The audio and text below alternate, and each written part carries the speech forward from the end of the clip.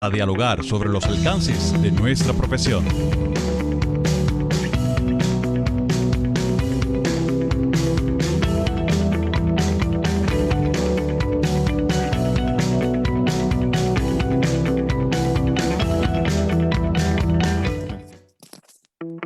CACR Conversa, un espacio para los profesionales en arquitectura para dialogar sobre los alcances de nuestra profesión.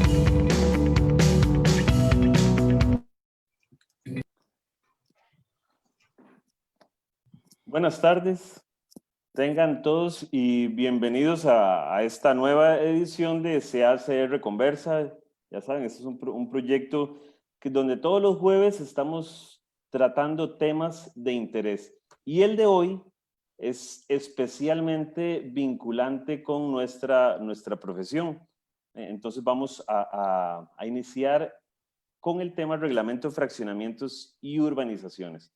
Ese tema que en esta coyuntura pandémica nos pone en valor nuestra disciplina y las responsabilidades que esta conlleva para la misma sociedad civil. Para desarrollar este tema, me acompañan tres grandes profesionales con amplia trayectoria y a quienes me permito saludar y darles la bienvenida. La primera es la ingeniera Irene Campos Gómez.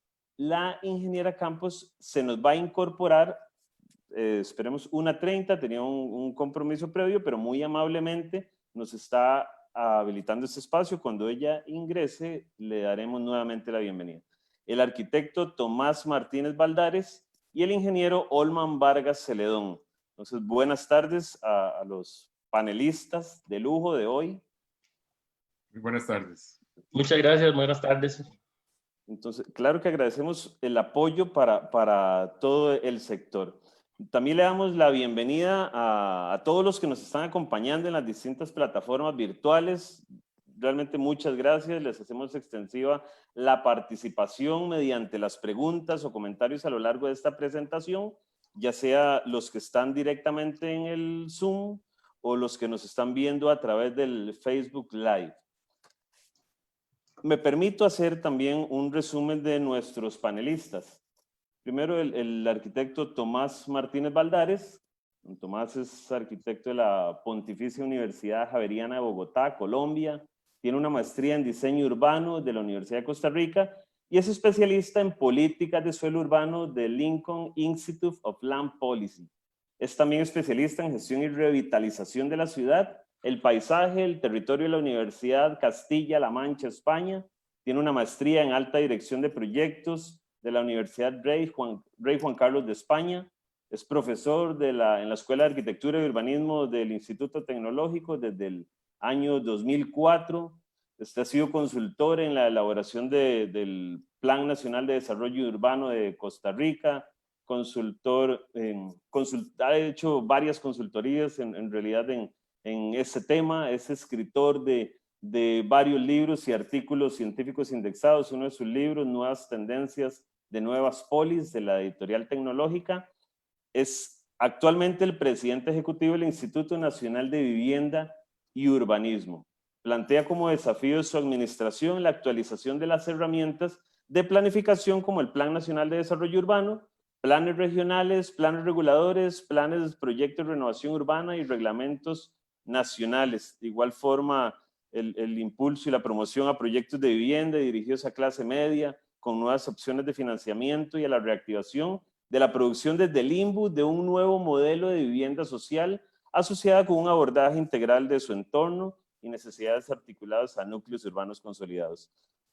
Don Olman, el ingeniero Olman Vargas Celedón, ingeniero civil con énfasis en ingeniería de tránsito. Actualmente es el director ejecutivo del Colegio Federado de Ingenieros y Arquitectos de Costa Rica, vicepresidente del Comité Nacional de la Construcción del Instituto Costarricense de Normas Técnicas, INTECO.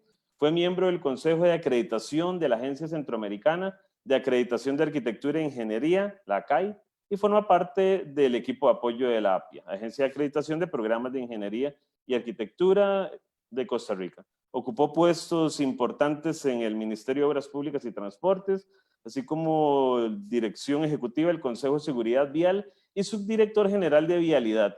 Ha presidido el Colegio de Ingenieros Civiles y la Asociación de Ingeniería de Transportes, entre otros. Ha sido también profesor en varias universidades y decano de la Facultad de Ingeniería de la Universidad Latina, así como conciliador y árbitro de equidad para la resolución alterna de conflictos en el CEFIA.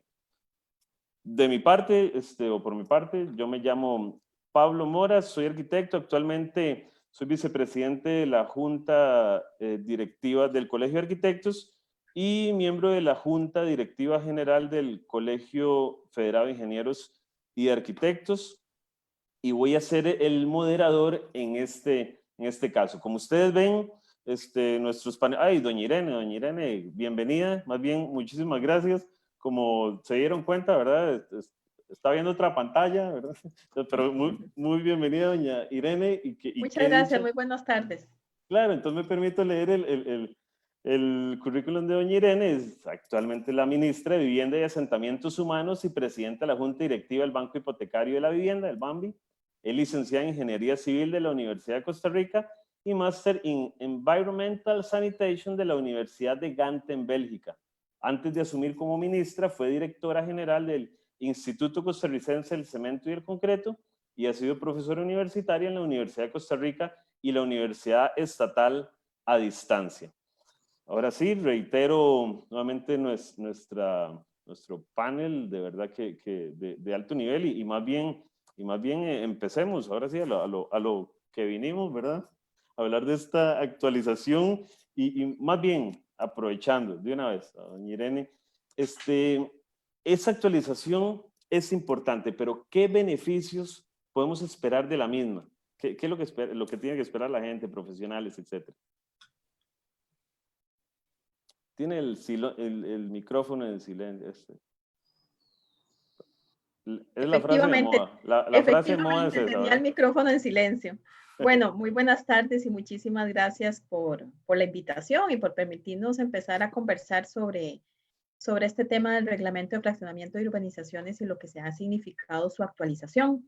Bueno, precisamente qué beneficios. El primero y obvio es que la actualización de un reglamento que viene desde 1982, ¿verdad? Entonces, cualquiera pensaría que requiere una modernización, que requiere una actualización.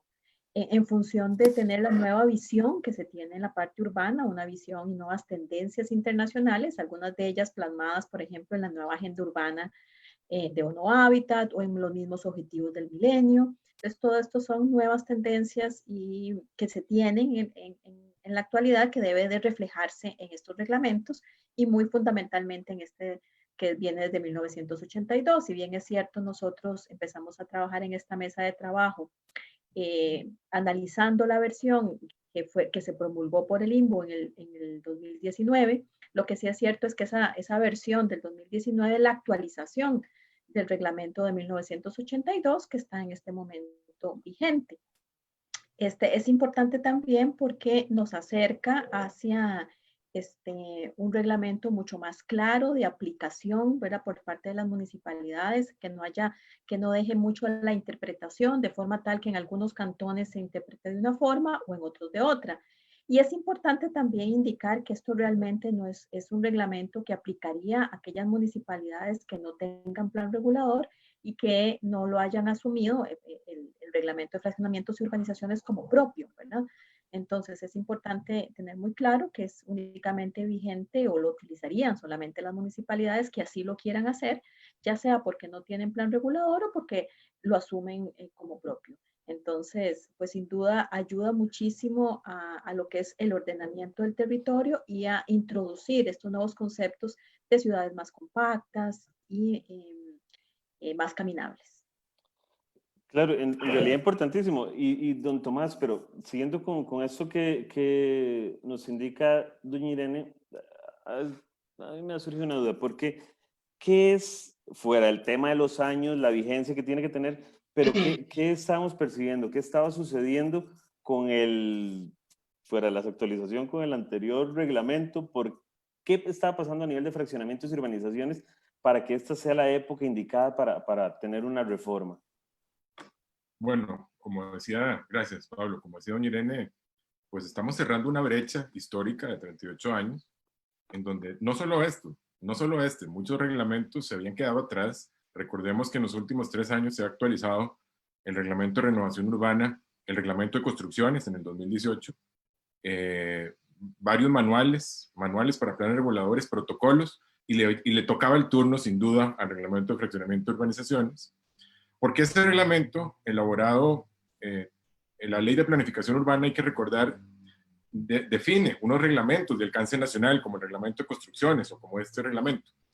Este reglamento, desarrollado hace 38 años, pues estaba enfocado a un modelo urbanístico diferente, ¿verdad? En donde tal vez teníamos mucho más suelo disponible, mucha más capacidad de crecimiento, y hoy las condiciones son otras, ¿verdad? Igualmente, la realidad del momento es otra, el crecimiento es más dinámico, hay nuevos avances en tecnología de infraestructura y construcción, hay una nueva legislación ambiental, y lo que estábamos sufriendo es un reglamento que tenía zonas grises de interpretación. Entonces, por la poca claridad para identificar lo que es un fraccionamiento simple o lo que es un fraccionamiento urbanístico, lo que nos había conducido es a serios problemas de crecimiento irregular, desordenado, generándonos presiones en la disponibilidad de servicios públicos, generándonos presiones en vulnerabilidad. Y este reglamento justamente se propuso eliminar esas zonas grises, dejar las reglas muy claras, primero responder a las necesidades del momento, que debe ser un objetivo de todo reglamento. Ningún reglamento debería durar tanto. La sociedad y las dinámicas son cambiantes y por lo tanto los reglamentos deben adaptarse a esas condiciones. Y como país competitivo que queremos ser, pues teníamos que tener reglas claras, darle seguridad jurídica a las personas y permitirle a las municipalidades eliminar las zonas grises y definir con mucha claridad cómo aplicar cada uno de los 5 tipos de fraccionamientos que establece este reglamento. Entonces, ¿qué es lo que nos estaba pasando? Para responder a su pregunta. Bueno, los informes del Estado de la Nación son muy elocuentes en esto, ¿verdad? Tenemos una reducción cada vez más acelerada de las áreas que no son urbanas y eso nos genera una presión, ¿verdad? Sobre las zonas de valor ambiental, sobre las zonas de valor agrícola. Y casualmente esas zonas son las que tienen el costo de la tierra más baja. Entonces, se nos estaba dando una situación en donde muchos de los fraccionamientos simples se estaban interpretando como, más bien de los fraccionamientos urbanísticos se estaban interpretando como fraccionamiento simple, y esto nos estaba generando pues un crecimiento muy desordenado, sin el adecuado aseguramiento de los equipamientos y áreas públicas requeridas, y además sin garantizar tampoco en muchos casos el acceso a servicios básicos. Gracias. Con este tema, lo mencionaba doña Irene, en el 2019 salió el reglamento, se somete a a mejoras, y entonces se ha conformado una mesa técnica. Don Holman, me gustaría que nos amplíe sobre esa mesa técnica, ese nuevo reglamento, ciertos participantes, el CEFIA, Colegio de Arquitectos, los colegios miembros del federado también que han participado. ¿Por qué ha sido importante esta dinámica dentro de este proyecto, dentro de la labor de construir este reglamento? Sí, bueno, buenas tardes, saludos a todos. En realidad ha sido un proceso muy interesante porque ha sido un proceso completamente colaborativo, donde los diferentes sectores involucrados hemos participado haciendo un análisis de la propuesta que en su momento presentó el Instituto Nacional de Vivienda y Urbanismo, y hemos llegado ya a un consenso importante que nos parece a nosotros mejora en mucho la propuesta inicial, que ya de por sí era un avance importante, como ya dijeron los compañeros, con respecto a lo que teníamos desde hace 18 años, pero todavía logramos depurarlo mejor y tomando en consideración los diferentes aspectos y posiciones de los diferentes sectores involucrados, llegar a un documento de consenso que nos parece a nosotros verdaderamente va a ser una muy buena herramienta de ahora hacia futuro de planificación urbana, tanto en sectores urbanos como en sectores rurales. Es importante decir que a principio de la administración, el INBU sacó la primera propuesta de reglamento a consulta pública, hubo una gran cantidad de diferentes instituciones y sectores involucrados que presentamos comentarios al respecto. Eso generó una primera depuración que el INBU hizo, Y finalmente hubo sobre todo algún sector aquí a lo interno del Colegio Federado de Ingenieros y Arquitectos, a través del Colegio de Ingenieros Topógrafos, que quedaban todavía con una serie de insatisfacciones con respecto a algunos artículos específicos. A partir de ahí, entonces, con el liderazgo de la señora ministra y de don Tomás, se generó una mesa de trabajo a principios del año. Hemos trabajado aproximadamente alrededor de 6-7 meses, donde ha estado involucrado el Colegio Federado de Ingenieros y Arquitectos como tal, y a través de 3 colegios miembros, el Colegio de Ingenieros Topógrafos, el Colegio de Arquitectos y el Colegio de Ingenieros Tecnólogos. Aunque incluso a lo interno del Colegio Federado también teníamos una comisión con los 5 colegios que fuimos analizando los diferentes detalles y observaciones que se tenían al respecto. Participó también, pues obviamente, las autoridades de gobierno a través del Instituto Nacional de Vivienda y Urbanismo, del Ministerio de Vivienda, también del Registro Nacional, que era importante por una serie de cuestiones que tienen que ver directamente con el quehacer de ellos, y sobre todo una representación de las municipalidades a través de la Unión de Gobiernos Locales, porque los municipios están directamente involucrados en el proceso de aplicación de este reglamento. Se contó también con alguna participación de representantes de algunos señores diputados que tenían un interés particular en el tema y que habían sido parte del proceso de análisis del documento que había generado el INVU, y en esa mesa de trabajo, con diferentes visiones, con análisis de diferentes sectores, fuimos logrando consensos específicos sobre los puntos que tenían observaciones, y hemos llegado a un documento que, si la memoria no me falla, ya queda vigente a partir del 12 de septiembre, y que nosotros consideramos que es un documento de consenso que viene a generar una verdadera herramienta moderna con respecto a la planificación del territorio. Perfecto. Y esperamos que aplique de manera importante. Claro. 13 de septiembre, ¿verdad? ¿Cierto? 13 de septiembre más bien. Entra. Y bueno, hay preguntas que nos han ido llegando, y reitero el saludo a todos los que están del lado del Zoom, espectadores, y todos los que nos están viendo por el Facebook Live. Y voy a pasar, porque esta conversación la van haciendo los que nos están viendo precisamente. Entonces tengo una del Alex Barrante, el señor Alex Barrante. Don Alex pregunta: según el voto de la sala 4205-96, 4205-96, el INVU no tiene potestad legal para emitir este tipo de reglamento. Entonces, ¿cómo se justifica que se vuelva a hacer de igual manera sin haberse creado una ley que lo permita? No sé si... Bueno, no, la verdad no conozco qué es lo que dice el voto. Lo que sí le puedo decir con absoluta claridad es que la ley 4240 es absolutamente claro y explícito, justamente en lo que decía en mi primera intervención, que hay reglamentos de alcance nacional que el INVU tiene que hacer con un carácter supletorio para atender a aquellas municipalidades que no tienen su plan regulador o su propio reglamento.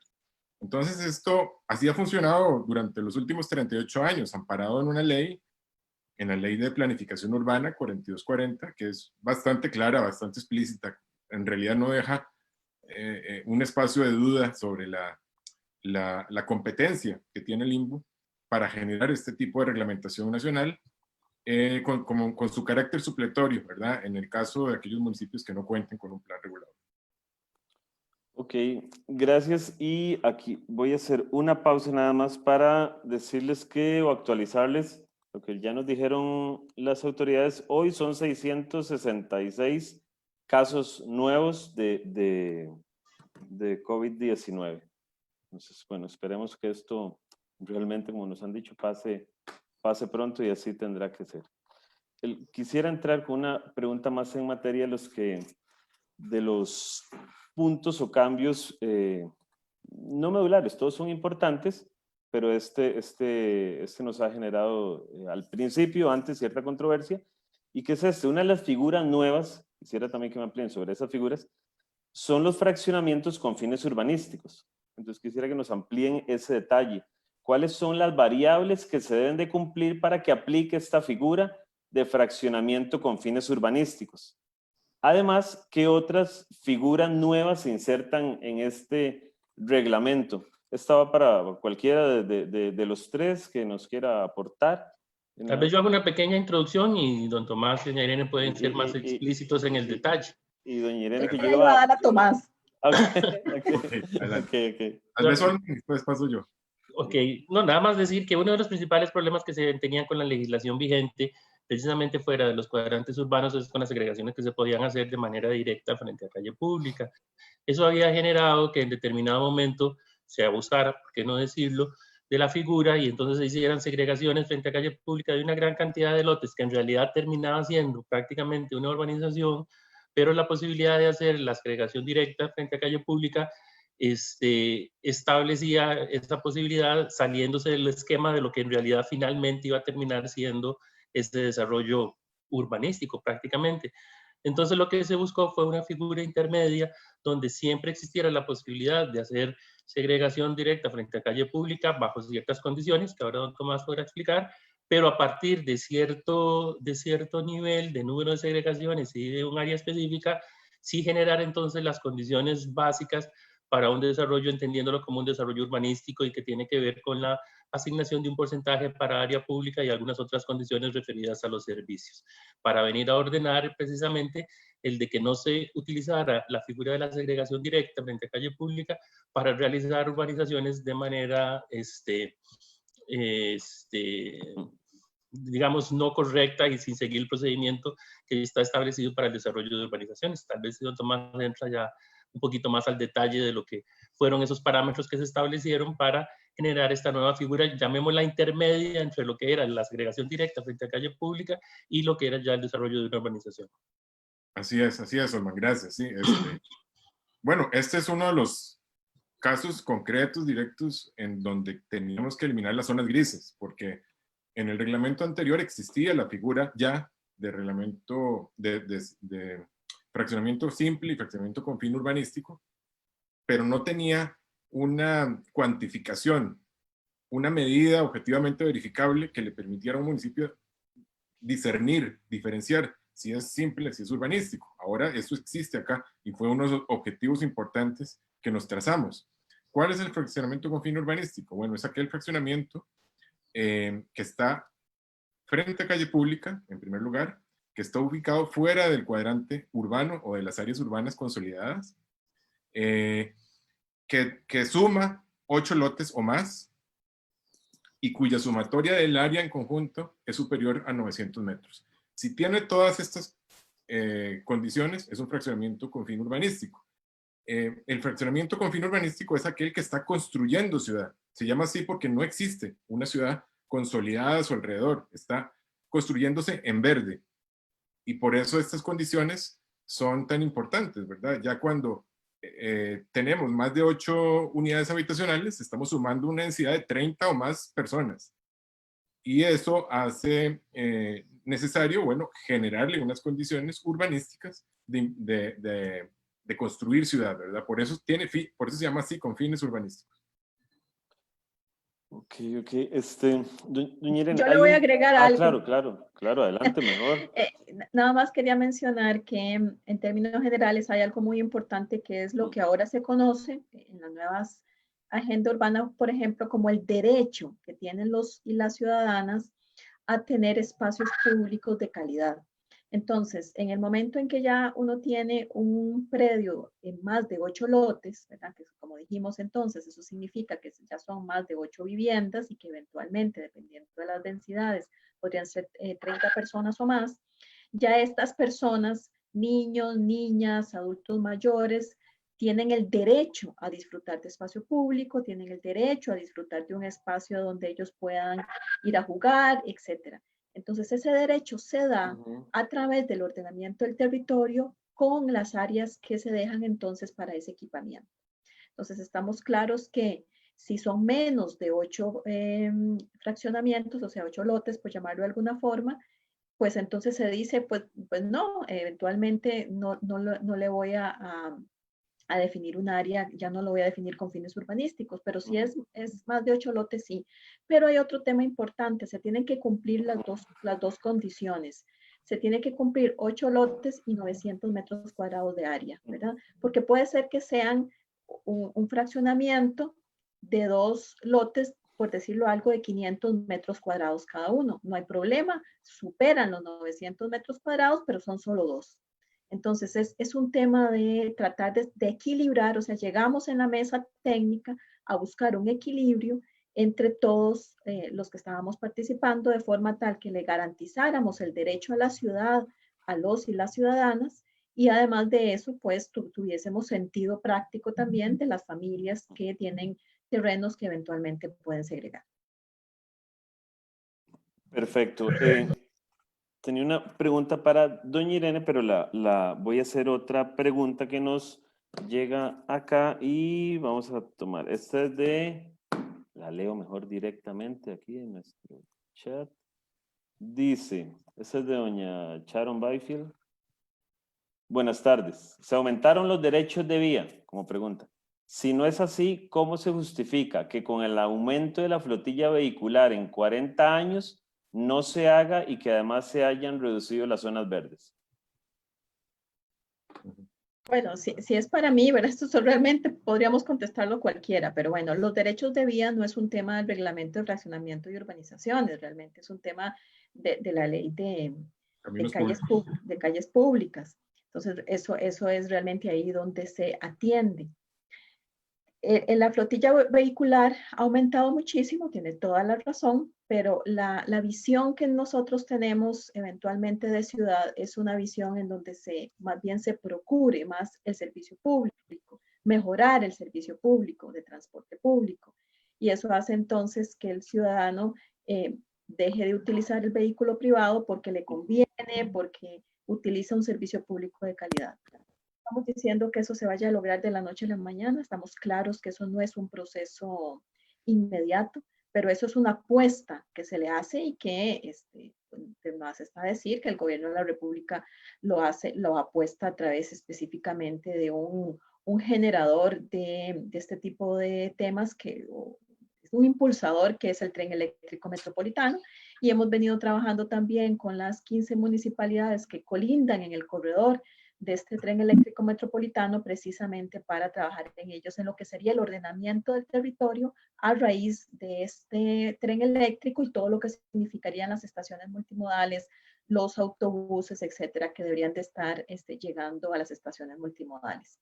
Eso por un lado. Con el tema de la disminución de las zonas verdes, más bien todo lo contrario. Lo que estamos haciendo es poniendo orden precisamente para que estas zonas verdes se ejecuten, se realicen, sean a partir de una definición clara en el fraccionamiento, en el reglamento de fraccionamiento de urbanizaciones.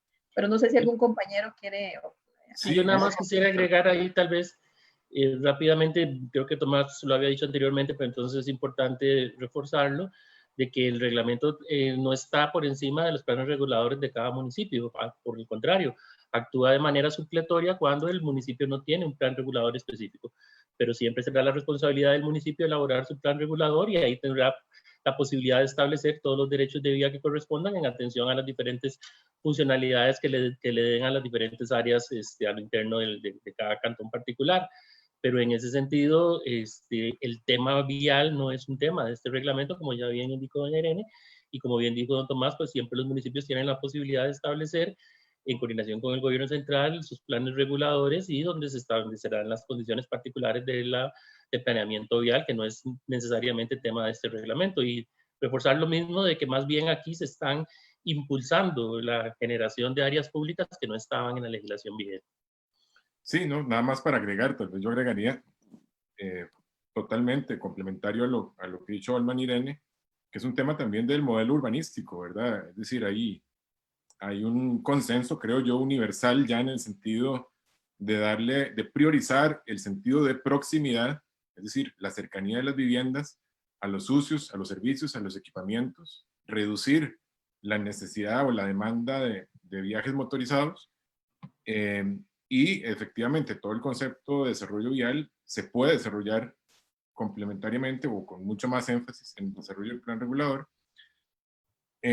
Porque bueno, diría el exalcalde de Bogotá que combatir las presas viales ampliando las vías es como apagar fuego con gasolina, ¿verdad? No es el problema de fondo en la reducción de los del flujo vehicular está en hacer un equilibrio, una mezcla equilibrada de los usos de suelo y asegurar que haya proximidad en las áreas públicas, en los equipamientos, en los servicios, que yo creo que en ese sentido sí hay una apuesta clara de este reglamento.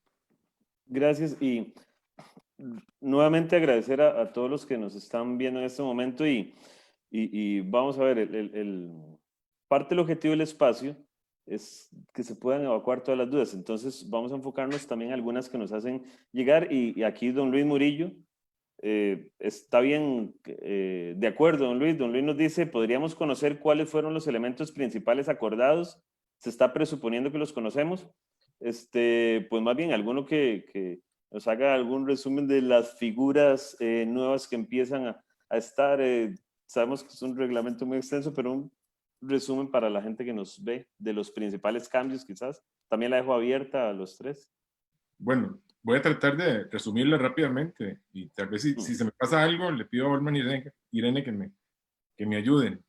Bueno, tal vez arranquemos con la que acabamos de hablar, fraccionamiento con fin urbanístico. Recordemos que en la versión de noviembre del 2019 se interpretaba, y ahí fue uno de los problemas, que todos los lotes o fraccionamientos superiores a 900 metros cuadrados se consideraban con fines urbanísticos y tenían que hacer cesión de área pública. Bueno, en esta nueva versión se incorporan las dos variables que ya mencionó Irene. Deben haber 8 lotes o más, y deben haber más de 900 metros para ser considerado fin urbanístico. Primer cambio. Segundo, las mejoras sobre la vía pública, en el reglamento que estaba publicado en noviembre, se indicaba que la municipalidad tenía la obligación de solicitar las mejoras frente a la calle pública. En esta versión se le deja de forma como una posibilidad a discreción del municipio hacer esas solicitudes de mejoras. En lo que se refiere a la disponibilidad de agua en fraccionamientos, en la versión del noviembre del 19 había la obligación de contar con disponibilidad de servicios para cualquier fraccionamiento. En esta versión se hace una diferenciación de aquellos fraccionamientos que son agrícolas, pecuarios, forestales, mixtos, o aquellos que no tienen el objetivo de hacer un desarrollo constructivo, permitiéndoles hacer un fraccionamiento sin ese requerimiento, pero sí con la necesidad de acreditarlo en el momento de la construcción. Un cuarto tema importante es la autorización de desarrollar lotes con frentes menores a la norma. Antes solo se permitía 2, ahora se permiten hasta 8 lotes. Las áreas de cesión pública, también se crea un artículo nuevo enfocado a asegurar el mantenimiento, el cuidado, la atención de estas áreas por parte de los vecinos, de los interesados, de algún gestor no necesariamente municipal, a través de convenios. El tema de los accesos excepcionales de uso residencial, que antes se permitía solo en cuadrantes urbanos, ahora hay una posibilidad que habilita la actualización de cuadrantes urbanos fuera de las áreas urbanas consolidadas por parte de los municipios, que permitiría agilizar esos procesos de otorgamiento de permisos de uso excepcional con la actualización a su vez de los cuadrantes. Después está, el tema de la parcela agrícola, que pasa de 10.000 metros como área mínima a 5.000 metros. Esto fue un producto de la subcomisión de trabajo con el Ministerio de Agricultura y Ganadería. Después está el tema de las coberturas a las parcelas agrícolas, que pasa de un 10% que había en la versión original a un 25%, que eso también pues, es un potenciador también de la actividad agropecuaria. Y en resumen, yo diría que esos son los cambios tal vez más determinantes. Hay otras cosas un poco menores, pero estos son los grandes cambios que presenta el reglamento. Tal vez se puede agregar, Tomás, el hecho del trámite digital, ¿verdad? Que es un compromiso también establecido en el reglamento sobre dar en un plazo específico toda la tramitación que genera en el reglamento de forma digital, tanto a través del municipio de Limbo y del proceso ya de registro de inscripción ante el colegio y el registro nacional. Y sí queda el compromiso establecido con plazos establecidos para hacer todo el formato digital, que me parece que es importante que los colegas lo conozcan también. Así es muy importante. De acuerdo. Otra pregunta, ahí vimos en el Facebook, don Alex Barrante, estamos tratando eso, de que se respondan todas las preguntas que nos hacen. De hecho, aquí tenemos una igual de don Alex. Pregunta, al leer el transitorio segundo de la Ley de Planificación Urbana, claramente se refiere a los distritos urbanos que se definen en la introducción en la misma ley, que es el área donde se aplicaron los planes reguladores. Entonces, ¿cómo pudieron interpretar que el transitorio se refiere a los distritos definidos en la división política del país? Esa es una. Y me permito hacer de una vez la otra que nos hace don Alex. Si Pérez Celedón tiene plan regulador, ¿cómo es posible que le declaren distritos urbanos u rurales? Vean, hay 3 herramientas que están articuladas. Están los distritos urbanos, está el protocolo para definir cuadrantes urbanos y está el reglamento de fraccionamiento de urbanización. Los distritos urbanos es una potestad que tiene el limbo para mantener actualizada la condición predominante y mayoritaria del desarrollo urbano en los distritos del país. No quiere decir que todo el distrito es urbano. En esos distritos urbanos se desarrollan cuadrantes urbanos que son los que delimitan las áreas urbanas. Pero esa diferenciación por escalas es básica, es importante y es necesaria para poder hacer una adecuada aplicación de la reglamentación. Los distritos urbanos son básicos para el registro inmobiliario, lo necesitaba. De hecho, fue una demanda, una solicitud expresa del registro inmobiliario, actualizar los distritos urbanos que, dicho sea de paso, estaban sin actualizar el mismo número de años, ¿verdad? Más de 3 décadas. Y por supuesto que sabemos que hay un proceso de urbanización acelerada que se lee muy fácilmente en los censos, ¿verdad? Nosotros pasamos de tener un 50% de población urbana en el censo del 2000 a tener un 75% en el 2011 y el proceso va aumentando. Bueno, esa lógica había que implementarla en la actualización de distritos urbanos, pero esa actualización de distritos urbanos no le imponen absolutamente nada a los municipios y les permite y les da libertad que en sus planes reguladores planifiquen, definan sus cuadrantes a lo interno y hagan el planteamiento de ordenamiento territorial que le corresponde. Gracias.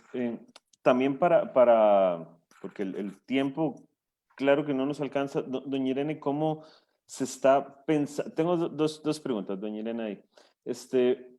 Hay un tema que se daba que se da con las personas que con mucha ilusión desean construir su casa mediante un bono de vivienda.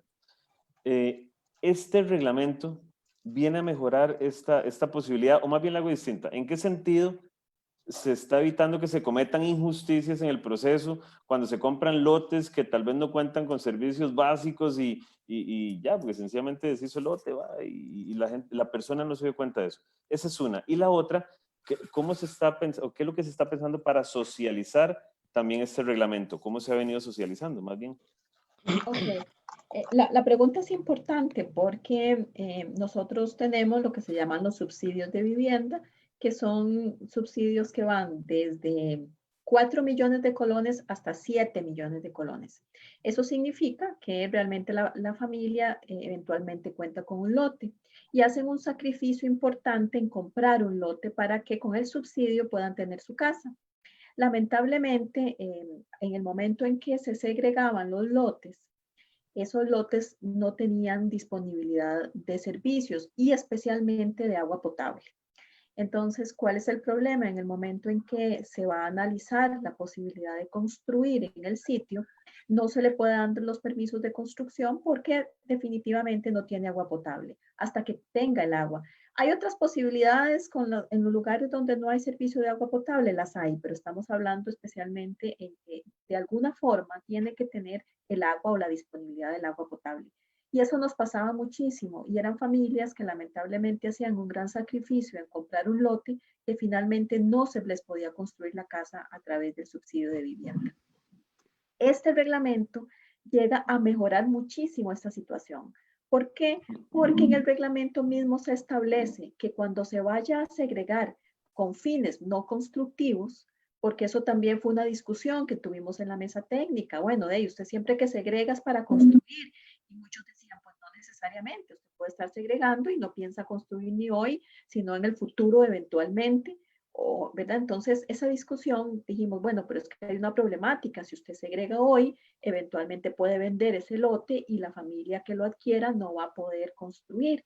Entonces se decide que se le da la opción de segregar para todos aquellos que quieran segregar, pero cuando no tienen los servicios, se debe indicar claramente en una banda, ¿verdad? En el mismo plano, que se indique que la municipalidad no podrá dar los permisos de construcción hasta tanto no se tenga la disponibilidad del agua potable o la disponibilidad del agua según lo dispuesto por la entidad correspondiente en la zona, ¿verdad? Porque hay diferentes formas de cada uno de las entidades que ofrecen el agua potable y sus diferentes procedimientos. Pero tiene que quedar muy claro eso ahí para que la persona, cuando recibe el plano, cuando llega y lo lee, diga, pero de ella, esto no tiene permisos, ¿verdad? Entonces, o aquí no hay agua, yo aquí no voy a poder tener permisos. Entonces, es importante y lo junto con su otra pregunta de cómo estamos socializando. Este es un reglamento muy técnico y de aplicación de las municipalidades. Entonces, sin duda, pues eventualmente primero lo que se está haciendo es un proceso de inducción y de comunicación, algo muy parecido a lo que está sucediendo esta tarde, cuáles han sido los principales cambios que se le hacen. Tenemos el reglamento 1982, que es el vigente, una primera, una propuesta del INVU del 2019, y sobre esa propuesta del año 2019 se hacen mejoras. Entonces se le está explicando especialmente a los municipios cuáles son esas mejoras y esos cambios del 2019 y lo que se hizo en la mesa técnica, para después pasar ya a un proceso ya de capacitación específica con los gobiernos locales, una capacitación a los profesionales y una información informal a los y a las ciudadanas sobre lo que está ahí y como los aspectos más importantes, como por ejemplo el que estamos mencionando, ¿verdad? Para que las familias tengan muy claro que cuando van a comprar un lote debe tener disponibilidad de agua, que revisen el plano, etcétera. Entonces, ese tipo de cosas. Pero básicamente por la parte técnica del reglamento y su aplicación, que es principalmente en gobiernos locales y por profesionales, nos estamos enfocando en estos días, porque la mesa técnica pues finalizó hace una semana, tal vez 2 semanas ya, en hacer más bien un proceso de inducción, algo semejante a lo que estamos haciendo hoy con ustedes, con el Colegio de Arquitectos, para después ya entrar a una capacitación formal con los gobiernos locales, a los profesionales y ya una comunicación a los y las ciudadanas. Pues nada más a mí me gustaría agregar, porque así es, y un reconocimiento a ustedes como Colegio de Arquitectos, que prácticamente esta es la primera sesión que se hace dando ya los resultados del proceso colaborativo, ¿verdad? Casi que ustedes se llevaron la primicia. En realidad, en la mesa de trabajo se estableció de que en los próximos días, de manera conjunta, se van a realizar toda una serie de actividades, como decía doña Irene, ya sobre capacitación y donde se va a conocer en realidad cómo quedó finalmente el reglamento, ¿verdad? Que sería muy importante pues que ya en ese momento los colegas puedan hacer una revisión detallada y probablemente pues generarán ahí sus preguntas específicas que podrán ser respondidas en las diferentes capacitaciones. Pero ustedes hoy están dando la primicia de los consensos a los que se llegó en el grupo de trabajo. Perfecto, más bien no, en realidad qué bueno, qué dicha, ¿verdad? Para eso estamos, diría, ¿no? Y por eso es que quería aprovechar el tiempo en las preguntas que nos hacen, porque algunas tal vez van ligadas y otras tal vez no están ligadas. Entonces, igual las hago para ir aclarando. Aquí tengo una también de doña Sharon Byfield. Las zonas verdes se están reduciendo de 0.5 a 0.3 para los derechos de vía de 8.5 y 10 metros, me imagino respectivamente. No sé si ¿alguno nos ayuda con esta? Bueno, tendría que revisar cuál es el artículo que dice eso en detalle, pero si es así, doña Sharon hizo la pregunta que si se amplían, que por qué no se amplían las vías. Y aquí nos está diciendo que se reducen las áreas verdes para ampliar las vías, entonces me parece que más bien le da la respuesta a ella en el sentido de lo que estaba planteando, ¿verdad? De que me parece que tendría que revisarlo, pero lo que está señalando en esta pregunta es que el área de la vía está ampliándose, reduciendo el área verde, por lo que entiendo. Okay. Perfecto. Tengo otra de Carmen Camacho.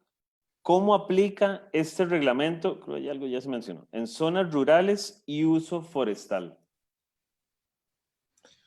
Bueno, en este caso, todo lo que son fraccionamientos agrícolas, pecuarios, forestales, son de aplicación, o el visado lo otorga básicamente la municipalidad.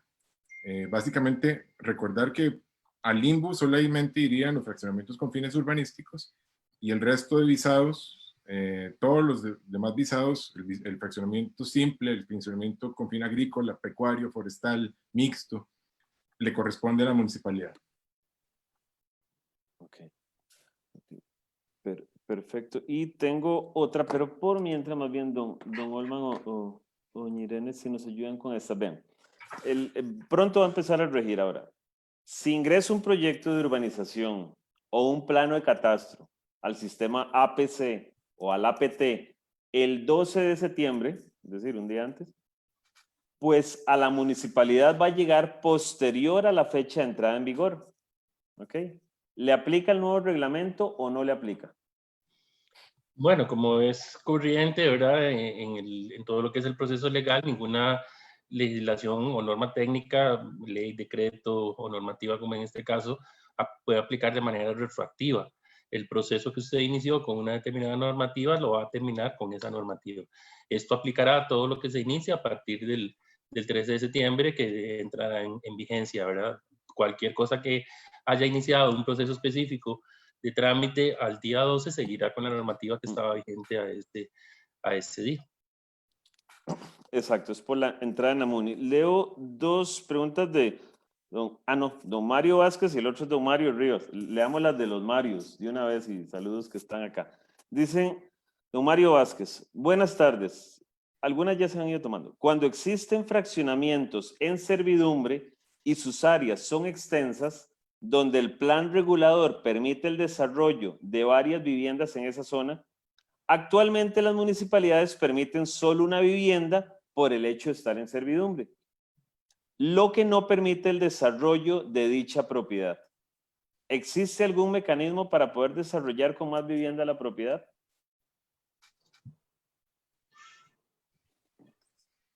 Sí, bueno, está la figura que se llama acceso excepcional de uso residencial, o está la figura de servidumbre, que la servidumbre permite o más bien el acceso excepcional de uso residencial permite hasta el desarrollo de 6 lotes, ¿verdad? Para eso está esta figura, es para aquellas condiciones en las cuales por dimensiones del lote, por dificultades de acceso, pues se pueda generar un desarrollo de hasta 6 lotes o 6 viviendas.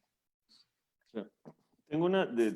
Tal vez nada más amplío ahí un poquito porque la pregunta mencionó, la persona cuando hizo la pregunta mencionó plan regulador. Entonces estemos claros, si hay plan regulador y la municipalidad aplica su plan regulador, no aplicará el reglamento de urbanización, de fraccionamiento de urbanizaciones, a no ser que lo asuma, ¿verdad? Y que diga, bueno, en mi plan regulador yo voy a asumir el reglamento de fraccionamiento de urbanizaciones y no voy a elaborar uno específico para mi municipalidad. Pero en caso de que lo haga, eso es lo que va a regir. Entonces, sí es cierto que tenemos los accesos residenciales especiales, que digamos la gente los podría conocer como servidumbres, en donde se permiten hasta 6 viviendas, pero eso es siempre y cuando el plan regulador de la localidad donde se está no tenga un reglamento específico porque utilizará ese. Claro, gracias. Y acá hay una pregunta que, esa me gustaría responderla a mí, pero en mi función de moderador no voy a poder. Entonces, don Olman, doña Irene o don Tomás, ¿qué características, don Mario Rivas, deben de tener estas áreas de sesión pública? Regresamos a la sesión del área pública, lote mínimo. Me preocupa que sean los espacios residuales de las segregaciones y sea más bien un problema para el municipio y la población. Bueno, le respondo. Vamos a ver, hay una tendencia generalizada, y esto no es aquí de no es de Costa Rica, es una tendencia mundial de compensar tamaño de las áreas verdes por distribución. Hay un concepto a nivel arquitectónico que se llama parques de bolsillo, y esto se está implementando en todo el mundo, que tiene que ver, y lo dice incluso la Agenda Urbana Hábitat 3, más importante incluso que la movilidad es la proximidad a las áreas verdes. Y si en el siglo XIX y en el siglo XX hubo una tendencia a hacer grandes parques tipo La Paz, Parque de La Paz, La Sabana y demás, la tendencia actual en el mundo es compensar el tamaño con una buena distribución de las áreas verdes y su efecto acumulativo. Entonces, hay múltiples ejemplos. En la ciudad de Denver hay un programa que se llama No More Than 6 Blocks from a Park, un parque a no más de 6 cuadras. En Portland, Oregon, hay un programa en donde la planificación y las sesiones de área pública fueron programadas para que el 90% de los residentes tengan a 10 minutos caminando un parque. Entonces, en realidad, el objetivo que debe trazarse, yo le daría la vuelta al concepto. El que haya en muchas áreas públicas no es el problema es lo que nos dice el proyecto Estado de la Nación, el alto déficit de áreas verdes públicas accesibles a los habitantes, a los ciudadanos. El problema no está en que no se hagan áreas públicas, el problema está en hacer un buen uso, una buena administración, una buena planificación de esas áreas públicas. Entonces, realmente hay que recordar también que para esto existen estándares internacionales, ¿verdad? Y que realmente todas las legislaciones urbanísticas del mundo establecen un estándar por número de soluciones habitacionales de áreas públicas, que incluso este reglamento creo que está debajo de muchas de ellas, y que realmente lo que permiten es justamente construir ciudad. Básicamente, si no existiera este tipo de reglamentaciones y de regulaciones, pues no tendríamos la posibilidad de tener un desarrollo sostenible de ciudad. A mí me gustaría nada más ampliar ahí de que, aparte de lo que dice don Tomás, parte de la respuesta a la pregunta que hace don Mario Rivas está precisamente en los profesionales de ingeniería y arquitectura. O sea, los profesionales ahora tienen una herramienta más para no dejar una segregación únicamente en función de la división de lotes, sino específicamente cuando van a hacer una segregación con fines urbanísticos, de una vez se deben buscar a los profesionales competentes para que se vayan pensando en cuál va a ser el diseño de esa área urbana específica que se está generando. Y desde ese punto de vista, más bien potenciar la obligatoriedad que existe ahora para la generación de área de un 10% del área que se está segregando como área pública particular, y obviamente eso involucrará también a los municipios en la administración o el seguimiento que se dé de los propietarios a esas áreas para que cumplan con el fin público que están siendo creadas. Así que mucho de la respuesta está más bien en la responsabilidad de los profesionales.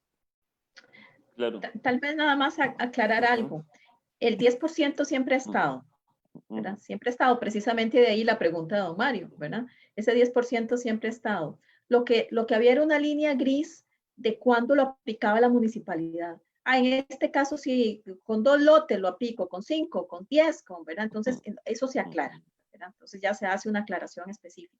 Y efectivamente, tal como lo dice don Holman, esto es una responsabilidad del profesional, y es el profesional el que tiene que hacer el diseño correspondiente y hacerlo de acuerdo a las condiciones urbanas que éste consideraba apropiadas.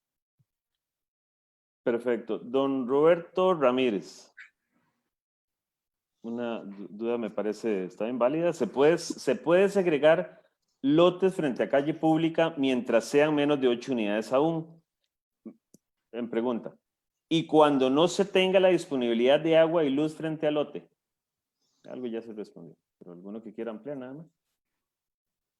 Sí, pero tiene que tener una nota clara de que ahí no hay, bueno, sobre todo agua potable, ¿verdad? Porque eventualmente, pero bueno, que no hay, la electricidad es como más obvio, pero que una nota clara de que no se le darán los permisos de construcción.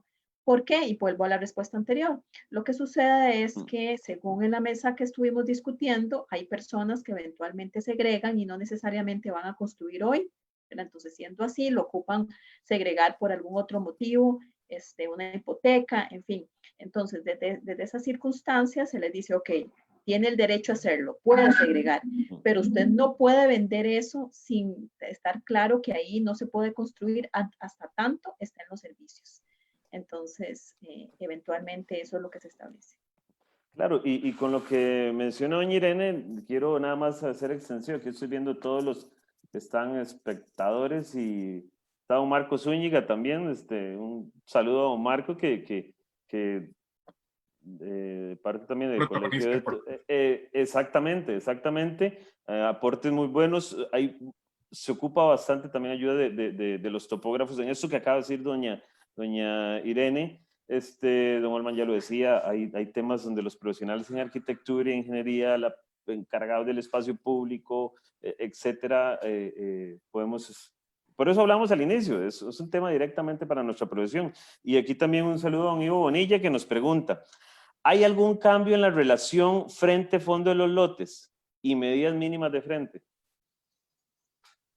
Perdón, ¿lo puede repetir? Lo que dice es si hay algún cambio en la relación frente-fondo, el 1.7, y medidas mínimas del frente.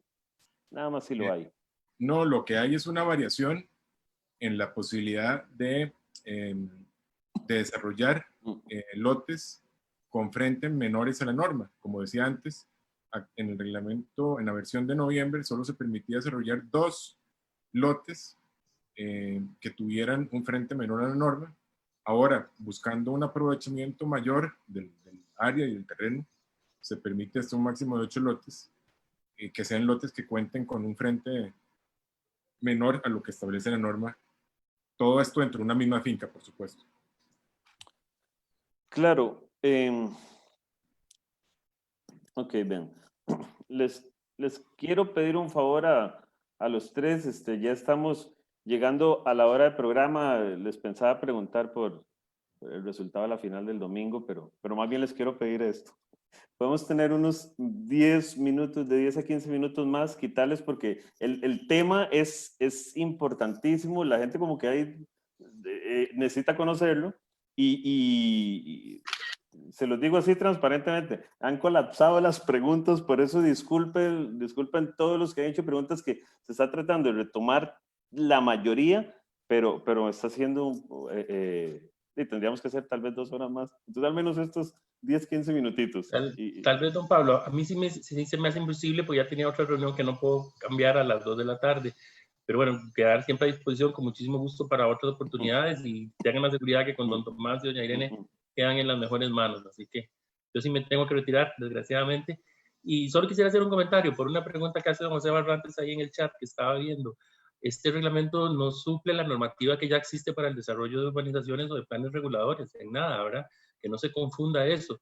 Lo que es la normativa para la elaboración de planes reguladores y la vigencia de ellos, según los municipios los establezcan, así queda, y lo que es el desarrollo de urbanizaciones en todo el trámite que ya conocemos, igual así queda, esto no lo cambia. Porque parece como que se confunde que este reglamento viene a sustituir esas normativas de alguna manera que en este momento están vigentes, pero no es así. Ya se ha aclarado que esto aplica supletoriamente para los cantones que no tienen planes reguladores específicos y para ciertas circunstancias particulares que se dan a la hora de segregar lotes con ciertas intencionalidades particulares. Pero eso no cambia lo anterior, ¿verdad? Porque como que se le quiere dar al reglamento una dimensión más allá de lo que en realidad tiene. Y eso no es así para que la gente no se confunda. Y con este comentario, de verdad, agradecerle al Colegio de Arquitectos la invitación. Con muchísimo gusto me quedaría en cualquier otra oportunidad, pero sí tengo una reunión que no puedo cambiar ya en este momento, pero como les digo, quedan en las mejores manos. Muchas gracias a usted, Pablo, y a don Rodrigo, y a la Junta Directiva del Colegio de Arquitectos por la invitación. Muchísimas gracias, don Olman, por participar y luego nos da el resultado el domingo. No, mentira. Va a ganar el PSG, no tenga la seguridad. Ok, gracias, don Olman. Nos vemos. De mi parte, creo que me podré quedar unos 10 minutitos. Perfecto.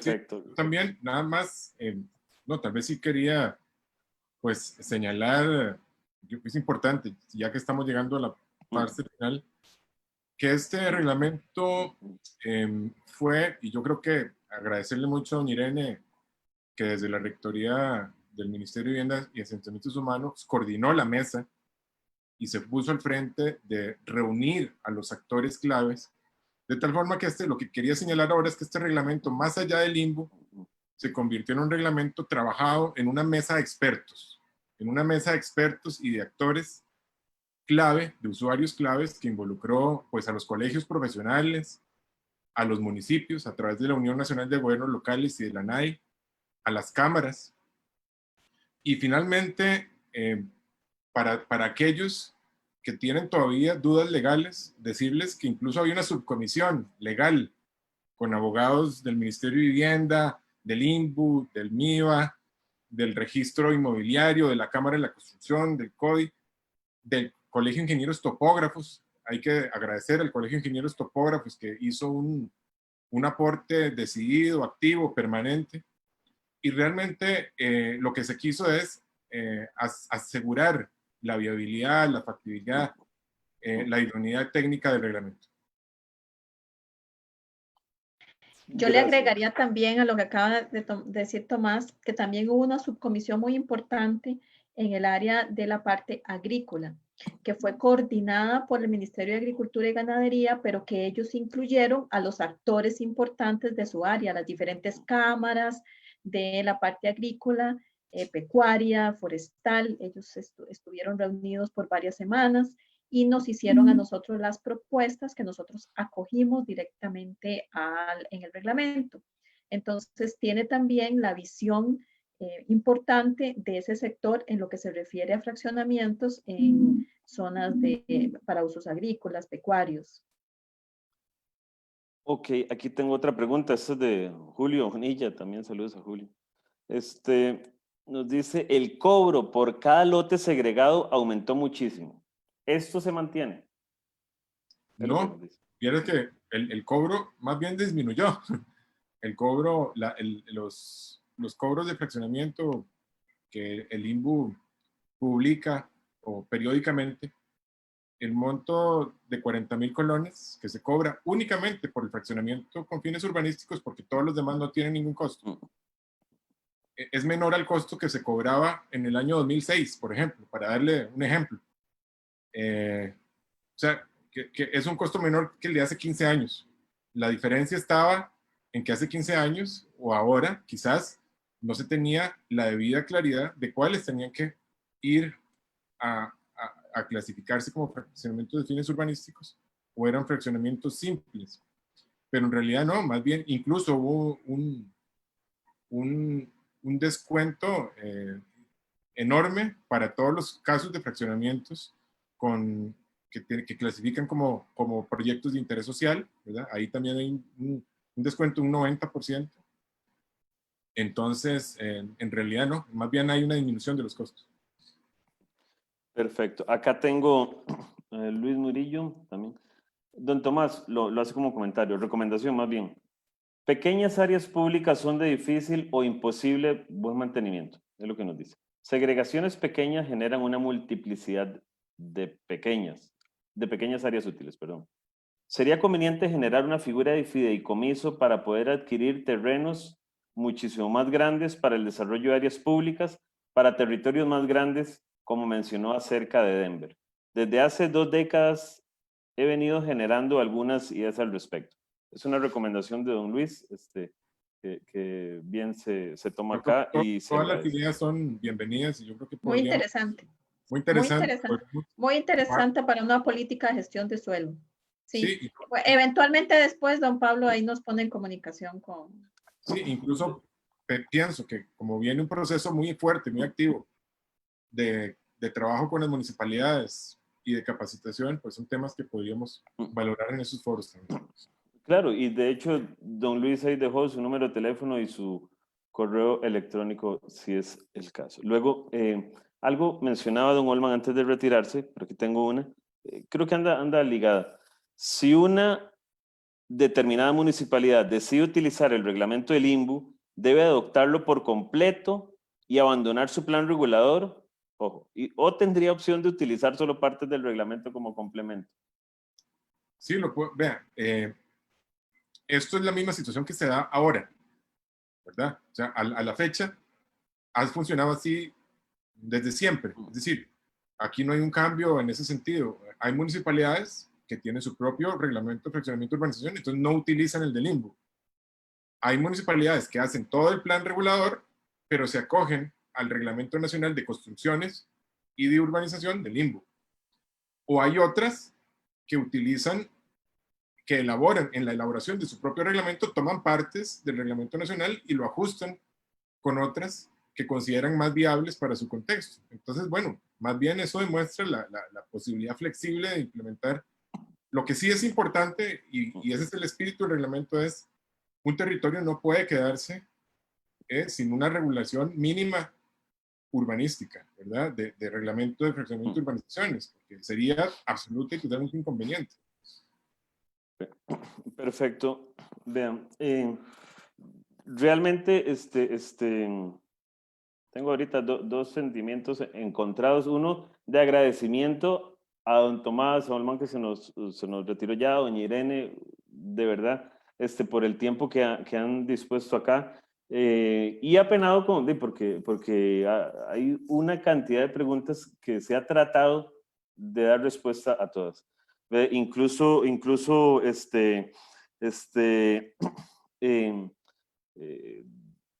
hay también un chat, de hecho en ese chat también estamos doña Irene y yo, ¿verdad?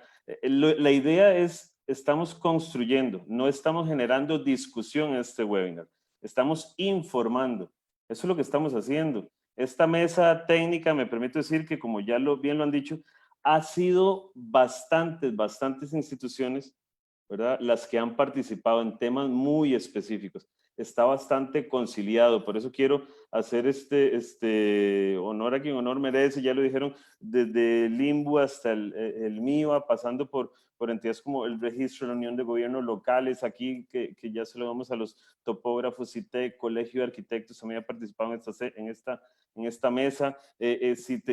Teníamos temas forestales, más bien de los del agro, pues ahí también nos colaboraron, el registro inmobiliario, ya todo eso lo han dicho.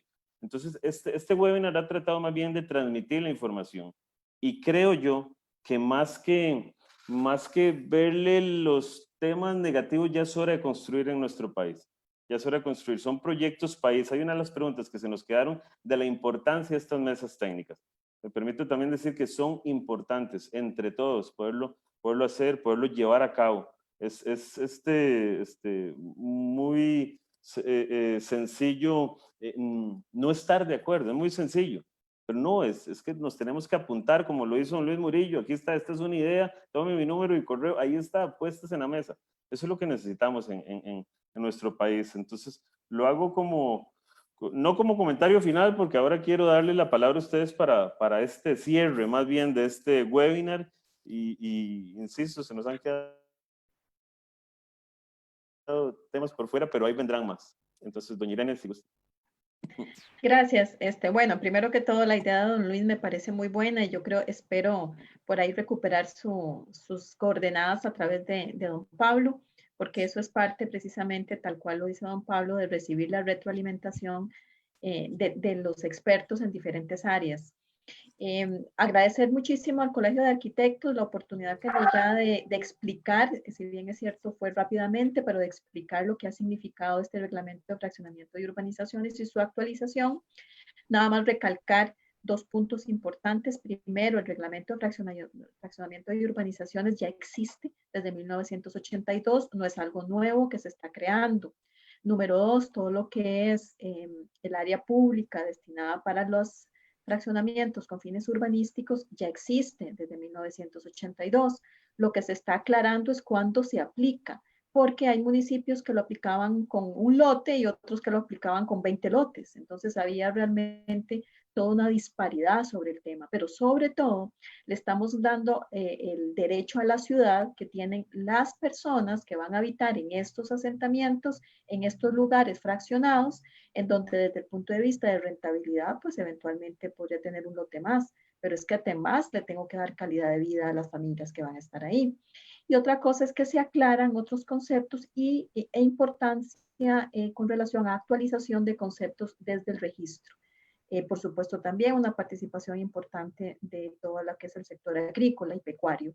Entonces, sin duda, yo creo que esto fue un esfuerzo importante, nos tomó tiempo, tuvimos discusiones fuertes, pero creo que siempre con una visión país, tal cual lo había planteado desde un inicio el Colegio de Ingenieros Topógrafos, que son ellos los que inician este proceso. Bueno, de mi parte, tal vez enviarle un saludo al Colegio de Ingenieros Topógrafos. Agradecimiento también por el aporte que le dieron a este proceso, ¿verdad? Decir que en realidad esto es una ayuda proactiva en el avance, en la mejora, en la sostenibilidad del país. Esto es el producto, como lo decía, ya más allá del limbo, es el producto de 14 sesiones largas de trabajo de un grupo de expertos muy calificado, que incluyó colegios profesionales, sector municipal, sector institucional y sector privado.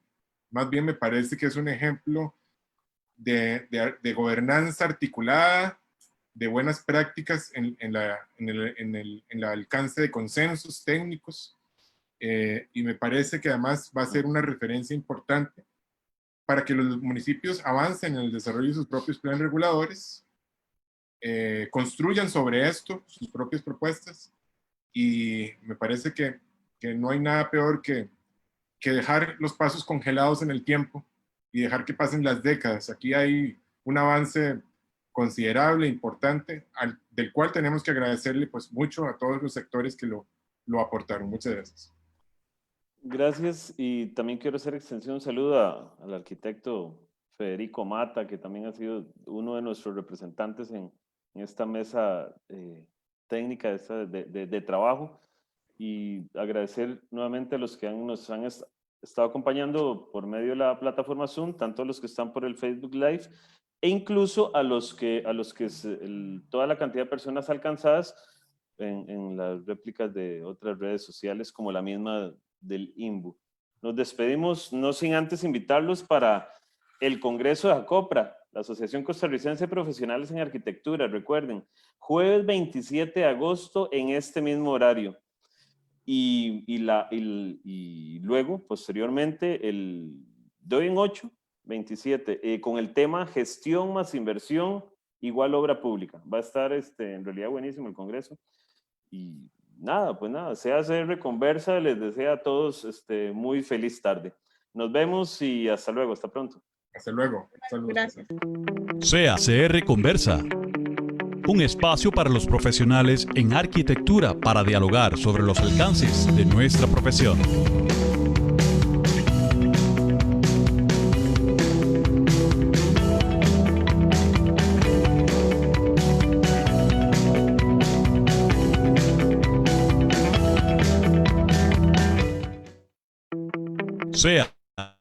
CR Conversa, un espacio para los profesionales en arquitectura para dialogar sobre los alcances de nuestra profesión.